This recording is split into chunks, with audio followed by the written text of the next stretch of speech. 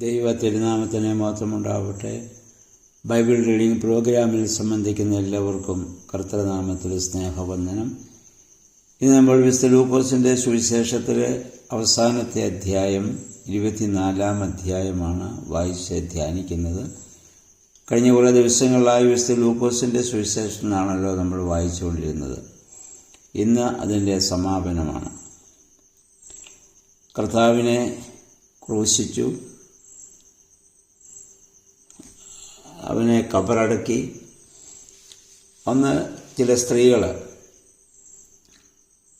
അന്ന് തന്നെ കർത്താവിൻ്റെ കല്ലറയ്ക്കൽ കൊണ്ടുപോകാൻ തക്കവണ്ണം സുഗന്ധദ്രവ്യങ്ങളും ലേപനങ്ങളൊക്കെ വാങ്ങി തയ്യാറായിരുന്നു എന്ന് നമ്മൾ വായിക്കുന്നു. യഹൂദന്മാരുടെ രീതി അനുസരിച്ച് അങ്ങനെ ഒരു പാരമ്പര്യം അവർക്കുണ്ടായിരുന്നു. മരിച്ച് സംസ്കരിക്കുന്ന ആളിൻ്റെ കബറിങ്കൽ പോവുകയും അവർക്ക് വേണ്ടി സുഗന്ധദ്രവ്യങ്ങളൊക്കെ അവരോടുള്ള സ്നേഹാർത്ഥം അവിടെ അർപ്പിക്കുകയും ചെയ്യുന്ന രീതി ഉണ്ടായിരുന്നിരിക്കണം. അതുകൊണ്ടാണല്ലോ അവരപ്രകാരം ചെയ്തത്. ആ സുഗന്ധദ്രവ്യങ്ങളൊക്കെ വെക്കുന്നവരോടുള്ള ബഹുമാനാർത്ഥം, സ്നേഹത്തിൻ്റെ പൂർണ്ണതയ്ക്ക് വേണ്ടി ചെയ്യുന്നതാണ്. അതുകൊണ്ട് യേശുവിനുള്ള സ്നേഹത്തിൻ്റെ പൂർണ്ണതയിലായിരുന്നല്ലോ ഒരു സ്ത്രീ ഏറ്റവും വിലയേറിയ തൈലം കൊണ്ടുവന്ന് യേശുവിൻ്റെ മേൽ ഒഴിച്ചതൊക്കെ നമ്മൾ നേരത്തെ വായിച്ചിട്ടുള്ളതാണ്. അപ്പോൾ അവരവിടെ ചെന്നപ്പോൾ തന്നെ കല്ലറയുടെ വാതിക്കലെ കല്ല് നീക്കിയിരുന്നു എന്ന് നമ്മൾ കാണുന്നു. മറ്റ് സുവിശേഷങ്ങളിൽ, യോഹന്നാൻ്റെ സുവിശേഷത്തിൽ ആര് കല്ല് നീക്കും എന്ന് അവർ ആശങ്കപ്പെട്ടു പോയി എന്നാണ് കാണുന്നത്. അപ്പോൾ ഇതിനകത്ത് വിശദീകരണത്തിൽ അല്പം വ്യത്യാസങ്ങൾ ഈ സുവിശേഷങ്ങളിലുണ്ടാവാം. കാരണം ഒരാൾ പറയുന്നത് കേട്ട് മറ്റൊരാൾ എഴുതിയതല്ലല്ലോ. മാത്രമല്ല, കർത്താവിന് ശേഷം 35-40 വർഷങ്ങൾക്ക് ശേഷം ഇതെഴുതുമ്പോൾ, ആ ഓർമ്മയിൽ നിന്ന് എഴുതുമ്പോൾ അതിൻ്റേതായ ചില വ്യത്യാസങ്ങളൊക്കെ സംഭവിക്കാൻ കാരണമുണ്ട്. അന്ന് ഇന്നത്തെ പോലെ ഡയറി കുറിപ്പുകളോ അല്ലെങ്കിൽ കാണുന്ന കാര്യം എഴുതി വെക്കുന്ന രീതികളോ ഒന്നും ഉണ്ടായിരുന്നില്ല. അവരുടെ ഓർമ്മയിൽ നിന്നാണ് അവർ പറയുന്നതെന്ന് നമ്മൾ മനസ്സിലാക്കേണ്ടതാണ്. അപ്പോൾ യേശുവിനെ അവർ 2 മാലാഖമാരെ വെള്ളവസ്ത്രം ധരിച്ച്, ദൈവത്തിൻ്റെ ദൈവികമായതിനെയൊക്കെ കാണുമ്പോൾ ഒരു വെള്ള അല്ലെങ്കിൽ ഒരു വൈറ്റ് കളറാണ് കാണുക. പ്രകാശത്തിൻ്റെ, തേജസ്സിൻ്റെ, സന്തോഷത്തിൻ്റെ, സമാധാനത്തിൻ്റെ അനുഭവമാണ് വെള്ള കളർ എന്ന് പറയുന്നത്. ഇന്ന് നമ്മുടെ സഭയിലും പല കാര്യങ്ങൾക്ക് അതിനുവേണ്ടി അത് ഉപയോഗിക്കുന്നത് ആ ഒരു അർത്ഥത്തിലാണല്ലോ. മഗ്ദലന മറിയം, അവൻ പോയിരുന്ന സ്ത്രീകളുടെ പേര് പറയുന്നത് മഗ്ദലന മറിയവും യോഹന്നായും യേശുവിൻ്റെ യാക്കോബിൻ്റെ അമ്മയായ മറിയവും. അവിടെ യേശുവിൻ്റെ അമ്മയില്ല. അപ്പോൾ അതുകൊണ്ടാണ് നമ്മൾ ഈ യാക്കോബ്, യോസെ, യൂദ എന്നിവരുടെ അമ്മയാണ് അവിടെ പറയുന്ന മറിയം. അപ്പോൾ യേശുവിൻ്റെ സഹോദരന്മാരെന്ന് പറയുമ്പോൾ യേശുവിൻ്റെ അമ്മയല്ല, യേശുവിൻ്റെ സ്വന്തം സഹോദരന്മാരല്ലായിരുന്നു എന്നുള്ള ആ ഒരു തെളിവ് നമുക്കിവിടെ മനസ്സിലാക്കാൻ പറ്റും. അതുമായി ബന്ധപ്പെട്ട് പിന്നീട് വിശദമായിട്ട് നമുക്ക് പഠിക്കാവുന്നതാണ്. അവർ സ്ത്രീഹന്മാരോട് ഈ സംഭവം വന്ന് പറഞ്ഞപ്പോൾ പത്രോസ് എഴുന്നേറ്റ് കല്ലറയിലേക്ക് ഓടുകയാണ്. കാരണം കർത്താവിനെ തള്ളിപ്പറഞ്ഞു. അപ്പോൾ ആ ഒരു വിഷമമൊക്കെ പത്രോസിന് മനസ്സിൽ കൂടുതലായിട്ടുണ്ട്. പിന്നെ കർത്താവ് നേരത്തെ ജീവിച്ചിരുന്നപ്പോഴും ഉയർത്തെഴുന്നേൽക്കുമെന്ന് പറഞ്ഞതൊക്കെ അവരുടെ മനസ്സിലുണ്ട്. അപ്പോൾ ആ ഒരു ആശങ്ക കൊണ്ട് ആ കൂട്ടത്തിൽ പ്രായമുള്ള ആളാണെങ്കിൽ അദ്ദേഹം ഓടിപ്പോകുന്നതായി കാണുന്നു. യോഹന്നാൻ്റെ സുവിശേഷത്തിൽ യോഹന്നാനും കൂടെയാണ് ഓടിയത് എന്ന് നമുക്ക് പിന്നീട് വായിക്കാൻ സാധിക്കും. പിന്നെ ഈ മറ്റ് സുവിശേഷങ്ങളിൽ നിന്നില്ലാത്തുള്ള എമൗസിലേക്കുള്ള യാത്രയുടെ വിശദീകരണമാണ് മറ്റ് സുവിശേഷങ്ങളിൽ വ്യത്യസ്തമായി വിശുദ്ധ ലൂക്കോസിൻ്റെ സുവിശേഷത്തിൽ നമ്മൾ വായിക്കുന്നത്. ഏകദേശം യെരുശലേമിൽ നിന്ന് 8 മൈൽ അകലെയാണ് എമൗസ് എന്നാണ് ചരിത്രകാരന്മാർ രേഖപ്പെടുത്തിയിട്ടുള്ളത്. ഇന്നത്തെ പോലെ വാഹന സൗകര്യങ്ങളൊന്നും അക്കാലത്ത് ഇല്ലായിരുന്നല്ലോ. അപ്പോൾ അവർ നടന്നു പോവുകയാണ്. ഈ പോകുന്ന സമയത്താണ് എമൗസ് ഗ്രാമത്തിലേക്ക് പോകുമ്പോൾ അന്ന് രാവിലെ ഈ കല്ലറയ്ക്ക് ചെന്ന സ്ത്രീകൾ പറഞ്ഞ കാര്യങ്ങൾ ഒക്കെ അവർ സംസാരിച്ചുകൊണ്ടാണ് പോകുന്നത്. ഒരാളുടെ പേരിവിടെ പറയുന്നുണ്ട്, ക്ലെയോപ്പാവ്. ഈ ക്ലെയോപ്പാവ് ജോസഫിൻ്റെ സഹോദരനായിരുന്നു എന്നാണ് ചരിത്രകാരന്മാർ രേഖപ്പെടുത്തിയിട്ടുള്ളത്. ആ ക്ലെയോപ്പാവിൻ്റെയും മറിയയുടെ, അവരുടെ അദ്ദേഹത്തിൻ്റെ ഭാര്യയുടെ പേരും മറിയാം, അവരുടെ ആ മക്കളാണ് യേശുവിൻ്റെ സഹോദരന്മാരെന്ന് പറയുന്നതെന്ന് ആണ് സുറിയാനി സഭാപിതാക്കന്മാർ രേഖപ്പെടുത്തിയിട്ടുള്ളത്. ഈ ക്ലെയോപ്പാവിൻ്റെ കൂടെ മറ്റൊരാളുണ്ട്, അത് ഈ ലൂക്കോസ് തന്നെ ആയിരുന്നു എന്ന് പറയുന്ന വേദപണ്ഡിതന്മാരുണ്ട്. പക്ഷെ ഇവിടെ പേര് അവിടെ രേഖപ്പെടുത്തിയിട്ടില്ല. അവരിങ്ങനെ യേശുവിൻ്റെ കാര്യങ്ങളെക്കുറിച്ച് ഇങ്ങനെ സംസാരിച്ചു പോകുമ്പോൾ യേശു അവരോട് ചേർന്ന് നടന്നു. അവനെ മനസ്സിലാക്കുവാൻ തക്കവണ്ണം അവരുടെ കണ്ണുകൾക്ക് സാധിച്ചില്ല. അപ്പം ഓരോ കാര്യങ്ങളും പറയുമ്പോൾ നമ്മൾ വായിക്കുന്നത് അവർ യേശുവിനെക്കുറിച്ച് പറഞ്ഞൊരു സാക്ഷ്യം ഇവിടെ വായിക്കാൻ പറ്റും. 19-ാം വാക്യത്തിൽ അവൻ ദൈവത്തിൻ്റെയും മനുഷ്യരുടെയും മുമ്പിൽ വാക്കിലും പ്രവൃത്തിയിലും ശക്തനായ പ്രവാചകനായിരുന്നു എന്നാണ് യേശുവിനെക്കുറിച്ചുള്ള അവരുടെ സാക്ഷ്യം. വാക്കിലും പ്രവൃത്തിയിലും ശക്തനായിരുന്നു. അവ തമ്മിലുള്ള പൊരുത്തം അവനിലുണ്ടായിരുന്നു. നമുക്ക് പലപ്പോഴും ഇല്ലാത്തത് ഇവ തമ്മിലുള്ള പൊരുത്തമില്ലാത്തതാണ്. എന്നാൽ അവൻ എന്താണോ ചിന്തിച്ചത് അതാണ് പറഞ്ഞത്, എന്താണോ പറഞ്ഞത് അതാണ് അവൻ പ്രവർത്തിച്ചത്. അതാണ് യേശുവിൻ്റെ വലിയ പ്രത്യേകത എന്ന് ഇവർ മനസ്സിലാക്കിയിരുന്നു. അവർ അവനെക്കുറിച്ച് അങ്ങനെ പറഞ്ഞുകൊണ്ട് പോകുന്നു. അപ്പോൾ അവർ മറ്റൊരു കാര്യം പറയുന്നുണ്ട് 21-ാം വാക്യത്തിൽ, ഇസ്രായേലിനെ മോചിപ്പിക്കാനുള്ളവൻ ഇവനാണെന്ന് ഞങ്ങൾ പ്രതീക്ഷിച്ചിരുന്നു. അപ്പോൾ അവരൊക്കെ രാഷ്ട്രീയമായിട്ടാണ് പല കാര്യങ്ങളും അക്കാലത്ത് ചിന്തിക്കുക. കാരണം റോമാ സർക്കാരിൻ്റെ അടിമത്തത്തിൽ കഴിയുന്നത് കൊണ്ട് തീർച്ചയായിട്ടും അങ്ങനെ ഒരു വിമോചനം അവർ പ്രതീക്ഷിച്ചു. സ്വർഗം എന്താണെന്നോ സ്വർഗരാജ അനുഭവം എന്തെന്നോ അവർക്ക് അറിഞ്ഞുകൂടല്ലോ. അപ്പോൾ യേശുവിൻ്റെ രക്ഷാകര പ്രവർത്തനം റോമാ സർക്കാരിന്, അതുകൊണ്ടാണ് യാക്കോബും യോഹനും ഞങ്ങൾ 2 സ്ഥാനങ്ങൾ വന്ന് ചോദിക്കുന്നത്. അപ്പോൾ ഈ ഒരു ധാരണയിലാണ് യേശുവിനെക്കുറിച്ച് അവർ മനസ്സിലാക്കിയിട്ടുള്ളത്. അപ്പം അവർ പറയുന്നുണ്ട്, ഞങ്ങളുടെ കൂടെ ഉണ്ടായിരുന്ന ചില സ്ത്രീകൾ ഇന്ന് കല്ലറയ്ക്ക് ചെന്നപ്പോൾ അവൻ്റെ ശരീരം കണ്ടില്ല, അവൻ ഇങ്ങനെ ഉയർത്തെഴുന്നേറ്റ് ഞങ്ങളൊന്ന് പറഞ്ഞു എന്നൊക്കെ പറഞ്ഞ് ഇവരിങ്ങനെ ആശങ്കപ്പെട്ടാണ് പോകുന്നത്. അപ്പോൾ കർത്താവോട് പറയുന്നുണ്ട് 25-ാം വാക്യത്തിൽ, ബുദ്ധിഹീനരെ, ഭോഷന്മാരെ, പ്രവാചകന്മാർ പറഞ്ഞിട്ടുള്ളത് വിശ്വസിക്കാൻ കഴിയാത്ത വിധം ഹൃദയം നിങ്ങളെ മന്ദീഭവിച്ചവരെ, ക്രിസ്തു ഇതെല്ലാം സഹിച്ച് മൊത്തത്തിലേക്ക് പ്രവേശിക്കേണ്ടിയിരുന്നില്ലേ? മോശ തുടങ്ങി എല്ലാ പ്രവാചകന്മാരും വിശുദ്ധ ലിഖിതങ്ങൾ തന്നെ പറ്റി എഴുതിയിരുന്നവയെല്ലാം അവർക്ക് വ്യാഖ്യാനിച്ചു കൊടുത്തു. അപ്പം ഇവർ കർത്താവ് ജീവിച്ചിരുന്നപ്പോൾ പറഞ്ഞതൊക്കെ ഇവർ കേട്ടിട്ടുള്ളതാണ്, അല്ലെ അറിഞ്ഞിട്ടുള്ളതാണ്. പക്ഷെ അവർക്കത് അത്രമാത്രം ഉൾക്കൊള്ളാൻ സാധിച്ചു. നമുക്കാണെങ്കിലും അത് സാധിക്കുകയില്ല. അപ്പം മോശ തുടങ്ങി അവനെക്കുറിച്ച് പറഞ്ഞതെല്ലാം സങ്കീർത്തനങ്ങളിലും ന്യായപ്രമാണത്തിലും പ്രവാചകന്മാരിലൂടെയും ഒക്കെ പറഞ്ഞത് അവനെക്കുറിച്ചായിരുന്നുവെന്നും, പക്ഷെ അവർക്കതൊന്നും വേണ്ട രീതിയിൽ ജനത്തിന് ഉൾക്കൊള്ളാൻ സാധിച്ചില്ല എന്നുള്ളതുമാണ് ഇത് സത്യം.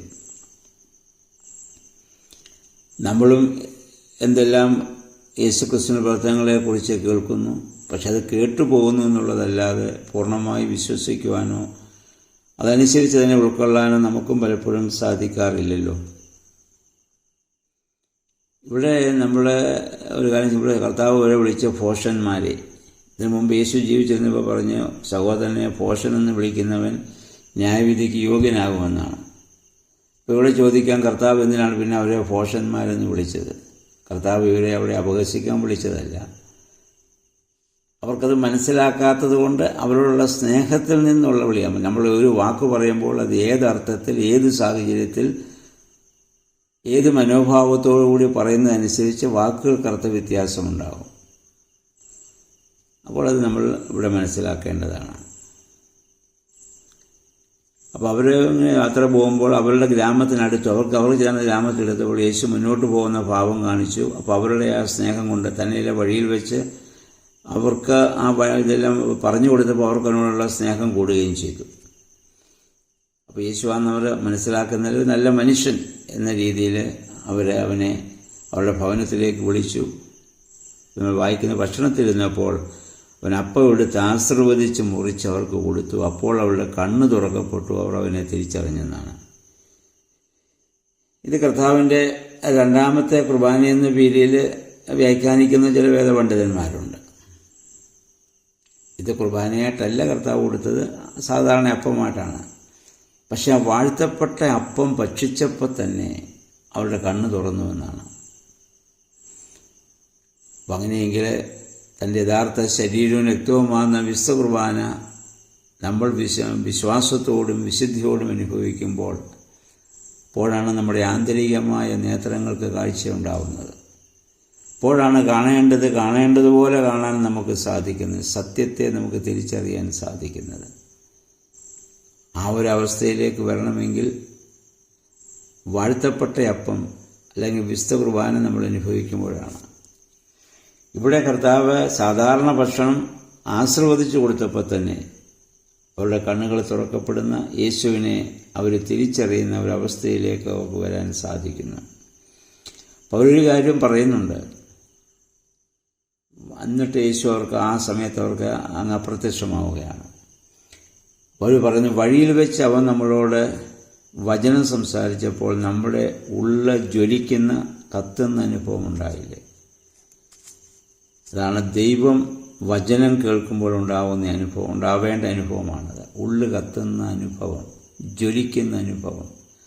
ആ അനുഭവമുള്ളവന് ദൈവവചനം വായിക്കാതിരിക്കാനാവില്ല, ധ്യാനിക്കാതിരിക്കാനാവില്ല, ദൈവസ്ഥാനത്തിൽ സമർപ്പിക്കാതിരിക്കാനാവില്ല. ആ കർത്താവിൻ്റെ വചനം കേൾക്കുമ്പോൾ നമ്മുടെ കത്തുന്ന അനുഭവം ഉണ്ടാകണമെങ്കിൽ അത് പൂർണ്ണമായും വിശ്വസിച്ചുകൊണ്ട് വായിക്കണം. വിശ്വസിക്കാതെ വായിച്ചാൽ പണ്ടെവിടെയോ നടന്ന ഒരു സംഭവം എന്നുള്ളതല്ലാതെ അതിനപ്പുറത്ത് നമ്മളെ അത് സ്പർശിക്കുകയില്ല. കർത്താവ് അവരോട് സംസാരിച്ചപ്പോൾ ആ ദൈവവചനം കേട്ടപ്പോൾ അവരുടെ കത്തുന്ന അനുഭവം അവർക്കുണ്ടായി. പക്ഷെ അതിൻ്റെ പൂർണ്ണത എവിടെയാണ്? അങ്ങനെ ഉണ്ടായെങ്കിലും യേശുവിനെ അവർ തിരിച്ചറിഞ്ഞത് ഈ വാഴ്ത്തപ്പെട്ട അപ്പം ഭക്ഷിച്ചപ്പോഴാണെന്ന് മനസ്സിലാക്കണം.